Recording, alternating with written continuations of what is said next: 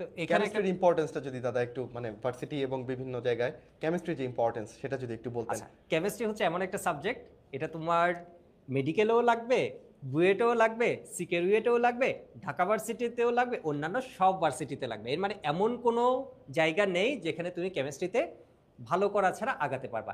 আমি যদি বলি রিজবি মেডিকেলে কিন্তু 100 নম্বরের মধ্যে 25 মার্কস, 4 ভাগের 1 ভাগ 4 কেমিস্ট্রি। ভাগের 1 ভাগ কিন্তু কেমিস্ট্রি। তো বায়োলজির পরেই কিন্তু কেমিস্ট্রির গুরুত্বটা মেডিকেলের জন্য।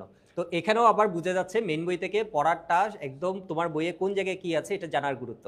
আর বুয়েটে যদি বলি, বুয়েটে কিন্তু আমাদের এখন এক্সাম হয় 2 ভাগে, একটা হচ্ছে প্রিলি আর একটা হচ্ছে তোমার রিটেন। তো এখানে দেখা যায় হচ্ছে প্রিলিতে যেমন 100টা এমসিকিউ থাকে, তোমরা ধীরে ধীরে এই বিষয়গুলো জানবা। এর মধ্যে হচ্ছে 33টা এমসিকিউ হচ্ছে আমাদের কেমিস্ট্রি থেকে আসে।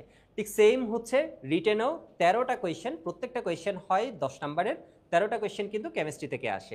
ঠিক সেম জায়গা আমরা যদি ঢাকা বিশ্ববিদ্যালয়টা বলি, এখানে এমসিকিউ থাকে তোমার 15 নম্বরের আর রিটেন থাকে 10 নম্বরের। বায়োলজির জন্য হচ্ছে বিষয়টা সেম। জি দাদা। এর মানে আসলে একাডেমিক এবং অ্যাডমিশন সব জায়গায় কিন্তু তোমার কেমিস্ট্রিতে ভালো করাটা এবং কেমিস্ট্রিতে মার্কস তোলা হচ্ছে অনেক ইজি। যদি তুমি ভালোভাবে পড়ো, রিজভি এটা আরও ভালো বলতে পারবে, কারণ ও আসলে মেডিকেল সাইডটা নিয়েও, আমি হচ্ছে ইঞ্জিনিয়ারিং ভার্সিটি এবং মেডিকেলেও পড়িয়েছি। তো রিজভি যেহেতু আসলে এই পথটা পার হয়ে এসেছে এবং এই পথের কি বলা যায় একদম শীর্ষে যেখানে পৌঁছানো যায়, মেডিকেলে ফার্স্ট হওয়া, ওই জায়গায় কিন্তু রিজভি পৌঁছেছে। তো রিজভিও কিন্তু এটা ভালো বলতে পারবে যে আসলে গুরুত্বটা কেমন। জি দাদা, আমি মনে করি যে কেমিস্ট্রিটাই হচ্ছে আমাদের মানে মেডিকেলের রেজাল্টের ক্ষেত্রে কেমিস্ট্রি একটা বিগ রোল প্লে করে, এইটা আপনাকে মানতেই হবে।